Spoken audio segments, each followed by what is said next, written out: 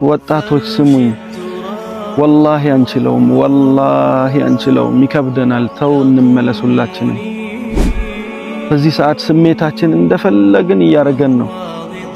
መጠጣት ሲያምረን እንደፈለግን እየጠጣን ነው። ዝሙት ሲያምረን ከሴት ጋር እንደፈለግን እየሆንን ነው። በቃ ምንም የበላይ ተቆጣጣሪ የሌለብን ህይወታችንን እንደፈለግን መኖር እንደሚችል ሰው እየሆንን ነው። እባካችሁ ይሄ ቦታ አለብን። እባካችሁ ቀብር የሚባል ከባድ ቦታ አለብን። ምን የመሳሰሉ በሀብትም በቁንጅናም በምንም ከኛ የተሻሉ ሰዎችን ሁላ ጠቅልሎ ያቀፈ ቦታ ቀብር አለብን። ቀብር ከባድ ነው ወላሂ፣ መኑኝ አንችለውም ወጣቶች። ኡስታዝ ያልሆነውም ከመስጂድ ውጭ ያለውም ሰው ሁላችንም ተዘፍቀናል በሐራም። ሁላችንም ጀርባችን ቆሻሻ ነው። ሰው ፊት ነው የምንመሳሰለው የምናስመስለው። አላህ ጀርባችንንም ፊት ለፊታችንንም ያሳምርልን። ይሄ ቦታ ደግሞ ጀርባቸው የሚያስጠላ ቆሻሻ ሰዎች ስቃይን የሚያዩበት የቀብር ከባድ ቦታ ነው። ሁላችንም እንገባበት ነው። እመኑኝ ወጣቶች ወላሂ አንችለውም። እህቶቼ ወንድሞቼ አንችለውም። ዑስማን ኢብኑ አፋን እየመጣ ያለቅስ ነበር ቀብር ጋር። ዑስማን ኢብኑ አፋን ሶስተኛው ትልቅ ሰሃባ። ምንድነው ዑስማን ይሄን ያህል ቀብር የሚያስለቅስህ ጺምህ እስኪረጥብ ድረስ ሲባል ነብዬ እኮ አስተምረውኛል። ማ ረአይቱ መንዘረን ኢላ ወልቀብሩ አፍዘዑ ሚንሁ ብለውኛል። ምንም አይነት አስፈሪ ነገር አላየሁም እዚህ ምድር ላይ ኢላ ወልቀብሩ አፍዘዑ ሚንሁ፣ ቀብር ከሱ የባሰ አስፈሪና አስጨናቂ ነገር ቢሆን እንጂ ብለው ነብዬ አስተምረውኛል ብሎ ስቅስቅ ብሎ ቀብር ጋር ያለቅስ ነበር።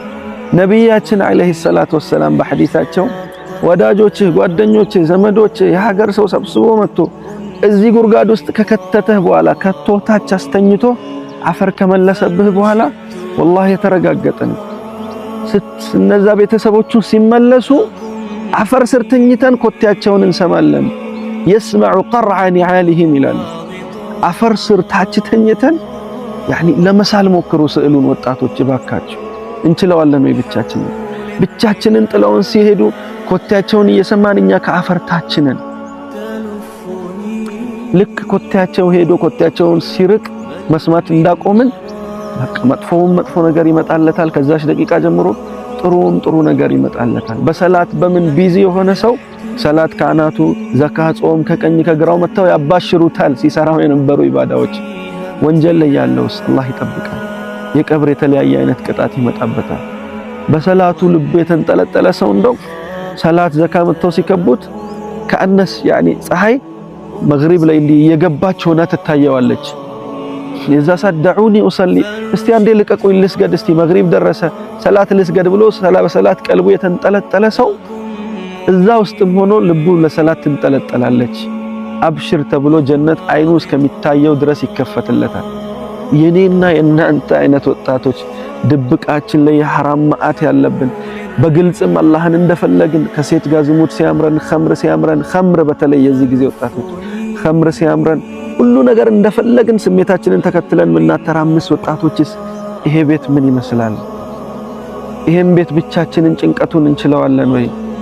ወላሂ አንችለውም። እመኑን ወጣቶች እንመለስ፣ ራሳችንን እንቆጣጠር።